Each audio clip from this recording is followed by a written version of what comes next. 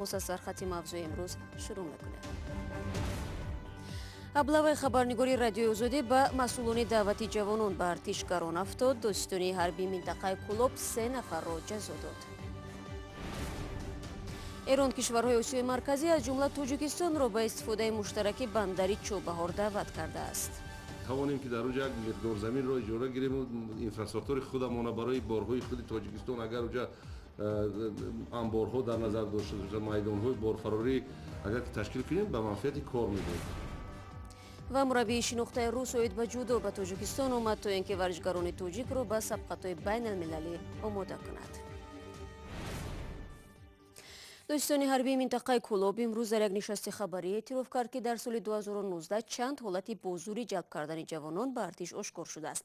یکی از این قضیه ها مربوط به خبرنگاری رادیوی آزادی است. دوستان حربی گفت کارمندان کمیسریات حربی و شخصان مسئول به دعوت جوانان که میخواستند غیرقانونی محمود جان رحمتزاده را به ارتش برند مجازات شدند. عنوان تجربه دعوت یک نماینده سکتر خصوصی شهر کلوب و یک نفر دیگر کارمند لیسه 3 نفر در اساس نهاد اتفاق تطبیق و جوابای سطح انتخابی حادثه ابلاغ شدن خبرنگاری رادیوی آزادی روز 10 می در مرکز شهر کلوب رخ داد. محمود جان رحمتزاده را مجبوری به ماشین بار کرده بعد دعوایش که او افسر است به کمیسریات حربی نبردند، ولی بعد نشر گزارش دوستان حربی نسبت این افراد تفتیشات را آغاز نموده بود. وزارت نقلیات تاجیکستان میگوید امسال طرح بنیادی روی آهن تاجیکستان، افغانستان، ترکمنستان آماده می شود. بعد از این برای شروع ساختمان مبلغ جدا می گردد. در این باره امروز ضمن نشست مطبوعاتی وزارت نقلیات معلومات داده شد. در همین حال ایران هم به کشورهای آسیای مرکزی پیشنهاد کرده است که انبارهای خود را به طور رایگان در بندر چوبهار بسازند. جزئیات بیشتر و شادمانیتی در دست دارد. مسئولان وزارت نقلیات تاجیکستان میگویند که ایران به کشورهای آسیای میانه پیشنهاد کرده است که میتوانند از بندر چوبهار قطعه‌های زمین را به طور رایگان اجاره گیرند. روز 17 ایول ضمن نشست خبری این وزارت اطلاع دادند که این پیشنهاد جانب ایران در نشست اخیر سازمان همکاری‌های اقتصادی صدا داده است. پیشنهاد کرده است که یک قسمی همون در خود پورت یک قسمی زمین رو به اجاره به پول پیشنهاد نموده است و این کار در رویه اول قرار دارد و حاضر این کار دوام دارد. پیگیری کرده است از جانب وزارت کارهای خارجی نسبت مسئله جدا کردن زمین در چوبهار برای هر یک دولت‌هایی که به بحر راه ندارند. بندر چوبهار در حدود ولایت سیستان و بلوچستان و در ساحل خلیج عمان جایگیر است. هنگام جاری کردن تحریم ها بالای بعضی از بخش های اقتصاد ایران در تیر ماه سال 2018 مأموریت دونالد ترامپ چوبهار را از این تحریم ها آزاد کرد. کشورهای منطقه از جمله تاجیکستان که به بحر راه مستقیم ندارند می توانند در این بندر انبارهای خود را سازند. بندر حالا در مرحله ساختمان قرار دارد. پورت از 4 مرحله عبارت است. در 2 مرحلهش نو کارها آغاز شدند. مرحله ساختمانی. لیکن ما هم اگر که توانیم که در اونجا یک مقدار زمین را اجاره گیریم و اینفراستراکچور خودمان برای بارهای خود تاجیکستان اگر اونجا انبارها در نظر داشته باشد، میدانهای بارفراری اگر که تشکیل کنیم به منفعت کار می‌بود. لیکن این از طرف مقامات وکالتدار جمهوری باید که از طرف کمیته جمهوری تاجیکستان این یک کس وکالتدار کرده شود. به قول کارشناسان بندر چوبهار می تواند راه ارزان انتقال بار برای کشورهای آسیای میانه از جمله تاجیکستان شود. یگانه روزنه که بسیار برای ما موافق می شود و ما می توانیم طریق آن برایم به آسیای جنوبی، آسیای جنوب شرقی، کشورهای اقیانوسیه وصل شویم. تنها چوبهار بوده می تواند، زیرا چوبهار در مقابل بندر گوادر پاکستان ساخته شده است که بندر گوادر رو علاقه هند و پاکستان آباد کردند. طرح بنیادی بندر چوبهار سال 2000 از جانب روسیه، هند و ایران امضا شد و حالا در صدد انجامیابی است. در صورت از این دالان استفاده کردن تاجیکستان یک راه نو و الترناتیوی انتقال بار به کشورهای خارجی باز می شود، ولی معلوم نیست کی عملی خواهد شد. مادامی که سخن از نشست‌های مطبوعاتی رفت خاطررسان می‌شویم که دیروز زرانگیز نوروشود در نشست دوستانی شرکت داشت و درباره تحقیق مرگ 14 محبوس در آن معلومات داده بود. قبل از شروع برنامه امروزه من از او درباره تفصیلات درخواست دوستانی کل از مقامات انتظامی روز درباره نشر عکس‌های تحقیرآمیز گروهی مهاجران تاجیک پرسیدم. بله شهلا، موضوع به نمایش گذاشتن بدن اوریان مهاجران تاجیک از موضوعهای بود که دادستان کل تاجیکستان در نشست خبری خود به آن توجه خاص کرد و این عمل را غیر انسانی خواند. یوسف رحمان دادستان کل تاجیکستان در نشست خبری خود در حضور خبرنگاران گفت عکس های اوریان و شیم های دریدری 8 مهاجر تاجیک را که با گمان قتل ورزشکار روس بازداشت شدند آنها هم طریق رسانه ها و شبکه های اجتماعی دیدند و فوراً به عنوان دادستان کل روسیه نامه ارسال نمودند و گفت در این نامه آنها خواستار تحقیق قضیه شدند. از طرف پروکراتورای گنرالی پس از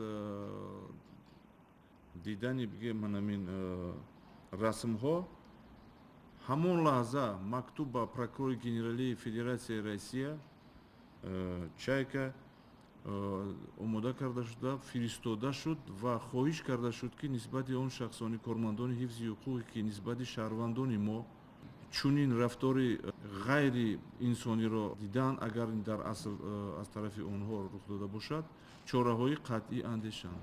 دادستان کل تاجیکستان که در حضور خبرنگاران صحبت میکرد ظاهرا با این قضیه خوب آشنا بود و نام و نسب مهاجران را یک یک ذکر کرده گفت هنوز پاسخ مکتوب خود را از روسیه انتظارند. مقامات تاجیک میگویند تحقیق این قضیه از سوی مقامات انتظامی روسیه ادامه دارد. عذر زرانگیز که با دلایل اخلاقی ما نمیتوانیم عکس‌های مهاجران تحقیر شده را نشان بدهیم. بینندگان ما امکان دارند با تفصیل در این باره در وبسایت رادیو آزادی بخوانند. اما اگر از این بگذریم تا جای فهمیدیم نشستی وزارت عدلیه نیز دیروز سربست گذشت و تا جای میدانیم از کارگران زاکس یاد شده است. البته موضوع مهم در نشست وزیر عدلیه هم بازم قضیه محبوسان زهرآلود شده بود که گفت آنها ادعای والدان این محبوسان را که به زهرآلود شدن فرزندانشان شک دارند تحقیق خواهند کرد.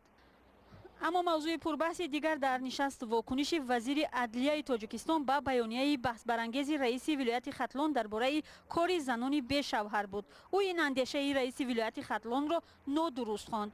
یک چه بیانات گیرید و باید کانکریت نگاه بزنید. اگر اون کارگری ما باشد باید کنه. میبخشیدون ما کارگروی ما هستن که شوهرشون در وقت جنگ وفات کرده هستن یا که از بیماری وفات کرده. من چی وزنه که کار پیش کردن در کار است. خیلی گپ نشد. اگر دقیق یگون وی چی باشد مرحمت باید از طرف دیگر زنگ و نگار نیست که وی تنها زندگی میکنه. ما برای چی فقط همین عامل قطعی ما بهاگذاری کنیم. این خیلی بهاگذاری خوب نیست، درست نیست. من اگر 2 هفته پیش از این قربان حکیمزاده رئیس ولایت ختلان گفته بود اکثریت مدیران شعبه های ثبت اسناد حالت شهروندی شهر و ناحیه های ولایت عائله‌دار نیستند و ماهیتاً به باور او باید در این وظیفه ها آنها فعالیت کنند که عائله سالم و استوار و نمونوی دارند. وزیر عدلیه تاجیکستان گفت به این اندیشه کاملا راضی نیست. در تاجیکستان رهبران اداره های ثبت اسناد حالت شهروندی معمولاً زنان هستند. تشکر به زرانگیز نوروشو که به سوالهای ما از دوشنبه پاسخ داد. در این قسمت برنامه درباره یک مربی شناخته گوشتی برای شما معلومات میدیم که به تاجیکستان آمده است. او تا امروز چندین جام پهلوانی تاجیک را برای شرکت در مسابقه های بین المللی آماده کرده است. نرزلوی لطیف با این مربی صحبت داشت.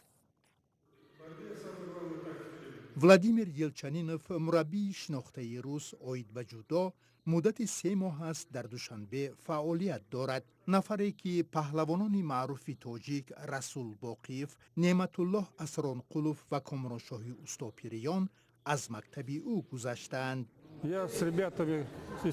من از سال 2005 تا این جانب با پهلوانان تاجیک علاقه‌مندی دارم.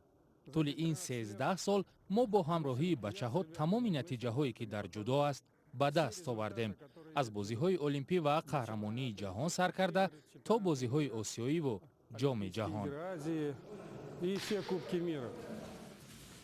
یلچنینوف برای کار به کلوب ورزشی وستن دعوت شده است.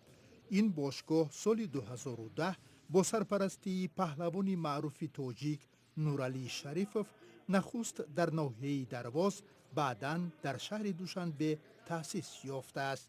تالار ورزشی وستان عضو تیاری دیده است برای مسابقه جام آسیا که در شهر اکتاو جمهوری قزاقستان روز 18 برگزار می‌کنند.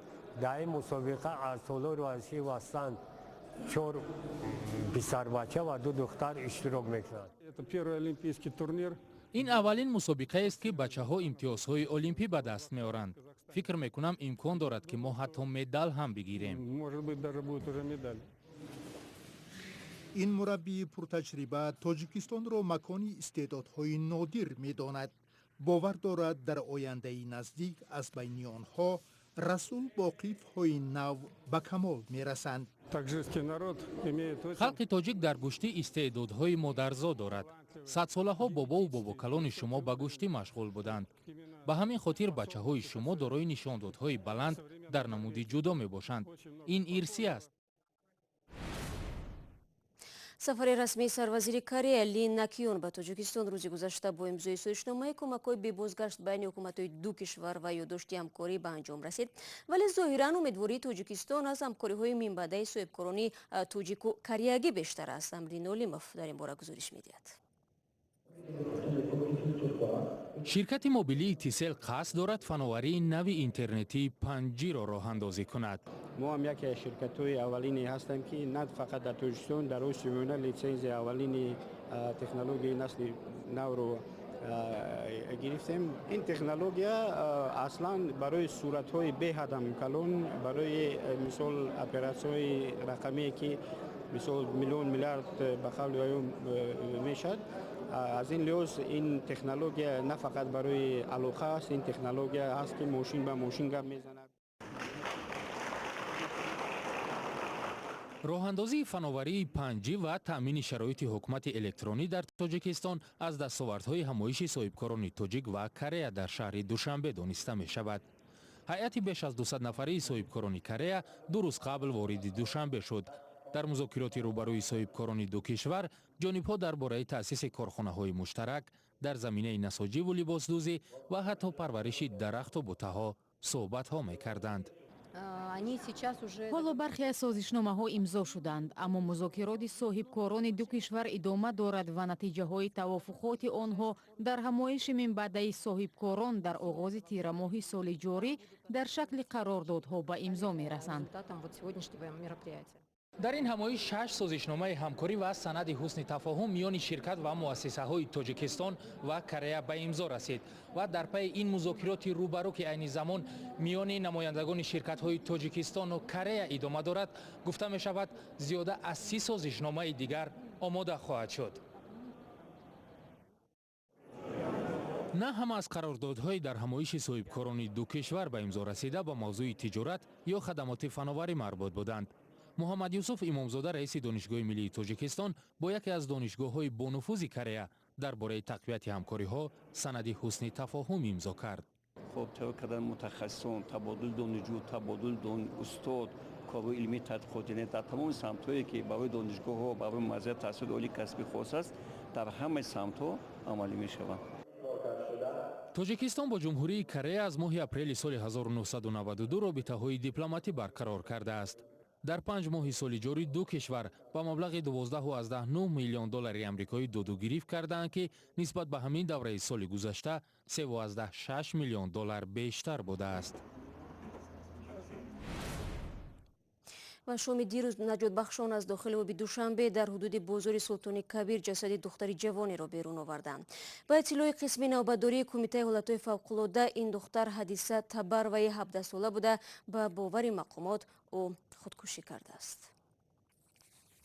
بینندگان عزیز 15 دقیقه که در اختیار داشتیم به پایان میرسد. گزارش‌های دیگر رو میتوانید در کانال ما در یوتیوب با نام آزادی ویدیو تماشا کنید. اخبار روز در وبسایت رادیوی آزادی زیر نشانی www.azadi.org گذاشته می شود.